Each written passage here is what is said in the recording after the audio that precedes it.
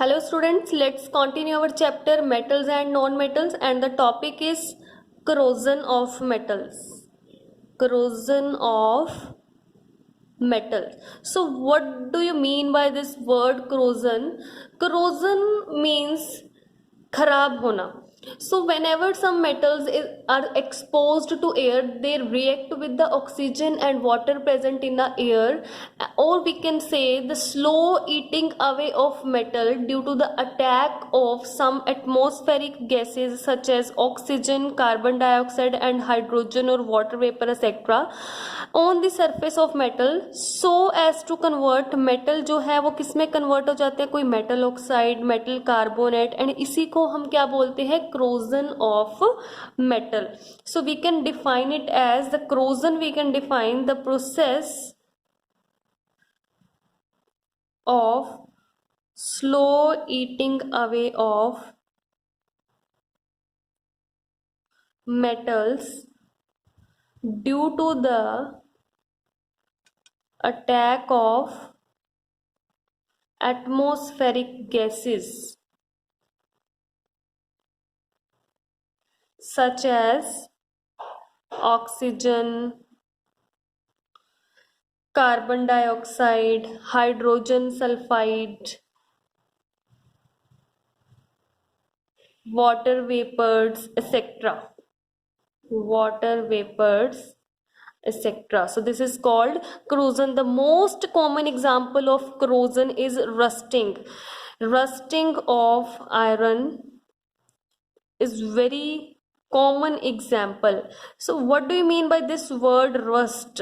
Rust is nothing but the corrosion of iron when an iron article remain exposed to moisture for long time. Then there is a brown flaky substance, and that brown flaky non-sticky substance is called rust.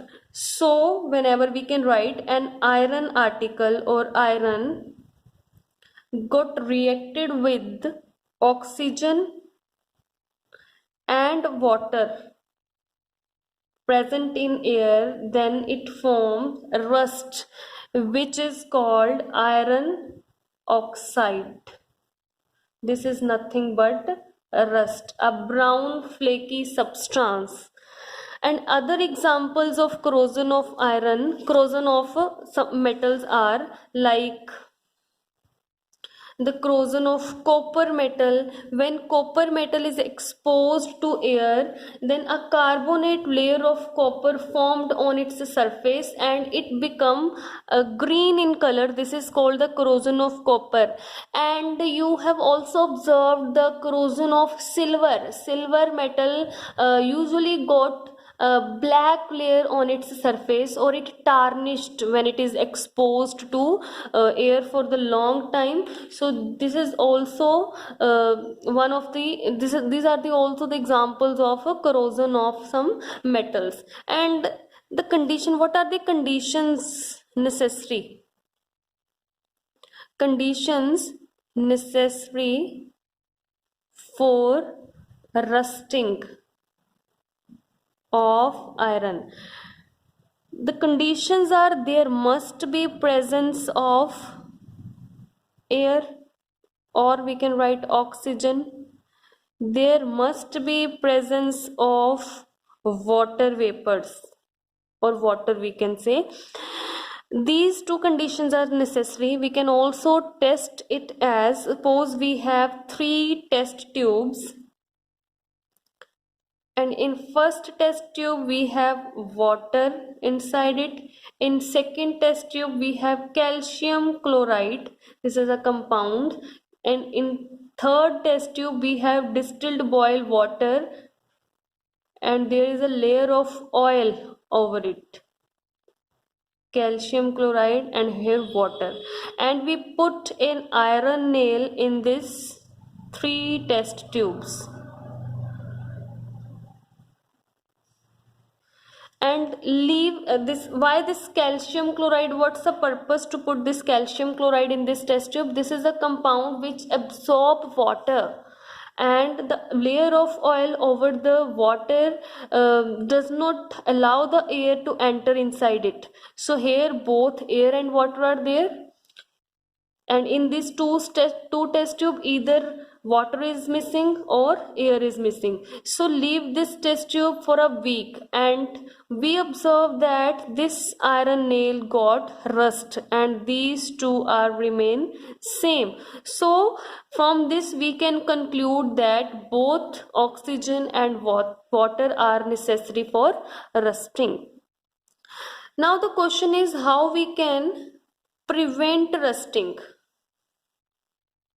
So, the prevention of rusting. We have various methods like painting is very common method, and second greasing or oiling, and third method galvanization. The fourth method we can say electroplating or coating. Electroplating we can write electroplating, and the fifth one is alloying. Now let's discuss these methods one by one. What happened in painting? This is the most common method for the preventing rusting of iron objects. It is the method in which we coat the iron article with paint, and by doing so air and moisture are not allowed to come in contact, and in this way we can protect the iron article from rusting.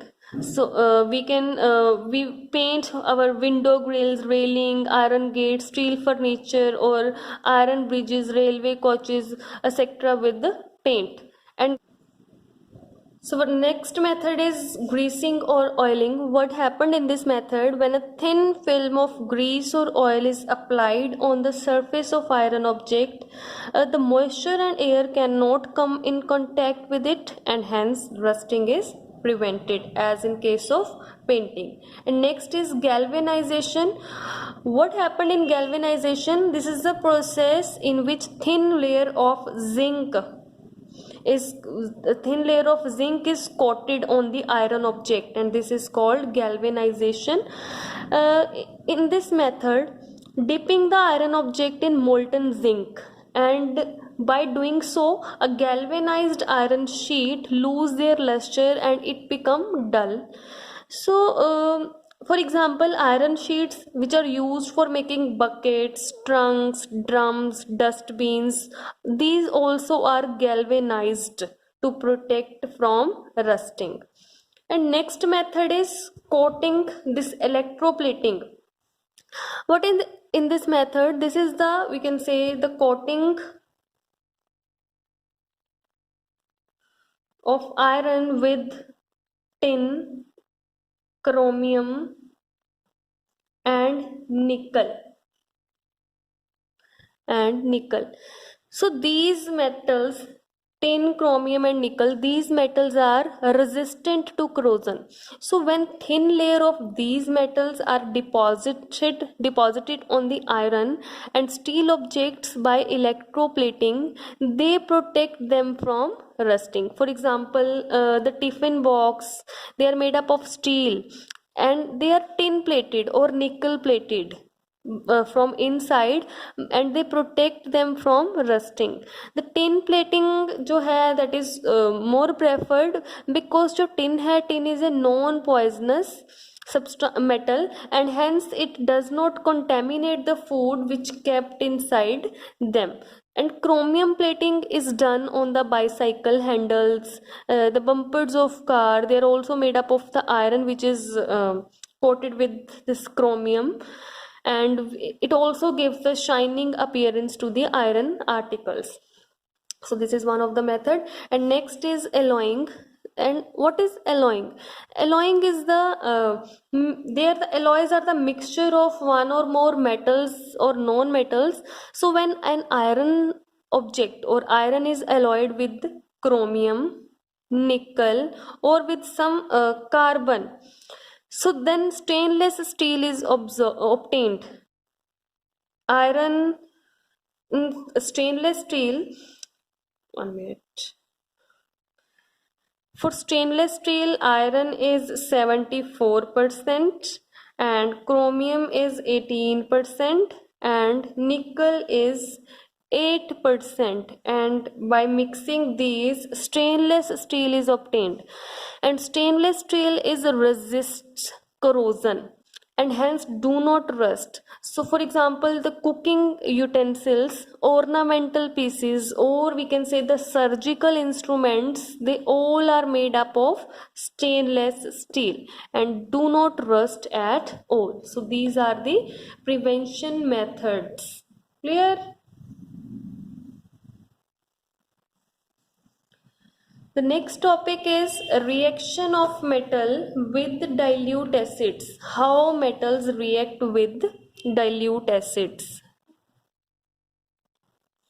Reaction with dilute acids. So here the meaning of dilute is there is the water add in with the acid. Two types of acids are there, dilute acids and concentrated acids. These acids are weak acids because there is a water add into the acid, and concentrated acids are strong acids. So whenever any metal react with the acid, they give salt and hydrogen gas is always evolved. So we can write the general reaction as whenever any metal react with dilute acid, there is a formation of some salt and hydrogen gas is evolved. So for example, let us take any metal, we're taking sodium. When sodium react with dilute hydrochloric acid, what happens? Hydrogen gas is evolved plus sodium chloride salt is formed. Hydrogen gas and sodium chloride salt. We can also write it in symbolic form. The symbol for sodium is Na plus and symbol for hydrochloric acid is HCl. Sodium chloride is NaCl and hydrogen gas is written as H2. So this is a reaction of metal with dilute acids. Any other example we can take? Iron, I'm writing in symbolic form. The symbol for iron is Fe. When it react with dilute hydrochloric acid HCl, then hydrogen gases evolve with some salt of iron chloride FeCl2. So this is the reaction.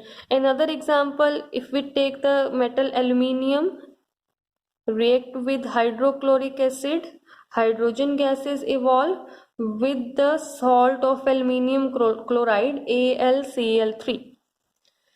Another, if we take magnesium metal, react with another acid, sulfuric acid H2SO4, which is also known as the king of chemicals. Hydrogen gases evolve with salt magnesium sulfate. Magnesium sulfate is written as MgSO4. So these are the reactions of metals with the dilute acids.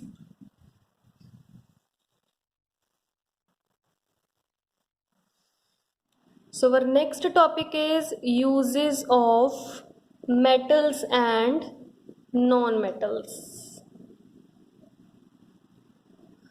So metals and non-metals both have great importance in our everyday life. Let's discuss about the metal first. The utensils we used at our home are made up of aluminium, copper, stainless steel. They all are metals or made up of metals or alloys, and in construction of buildings or bridges or in manufacturing of automobiles, the parts of automobiles, or in making coins, or silver and gold are also used in making jewelries. Some metals like chromium, zirconium, these all metals they are used in the country's defense, making weapons. So these metals have very great importance in our life. Like metals, non-metals are also plays an important role in our life. For example, carbon is a non-metal, most important non-metal, because all the life on the earth is made up of carbon compounds. For example, carbohydrates, proteins, oils, vitamins, enzymes, they all are made up of carbon. Another important non-metal is oxygen. Oxygen is equally important for the existence of life and combustion processes. Another important, hydrogen. It is present in almost all the compounds of carbon in carbohydrates, proteins, oils and fats, which are required for growth and development of the life. Likewise is nitrogen, and another non-metal like sulfur. They all have great importance in our life. So I hope this chapter will clear to you. Thank you so much.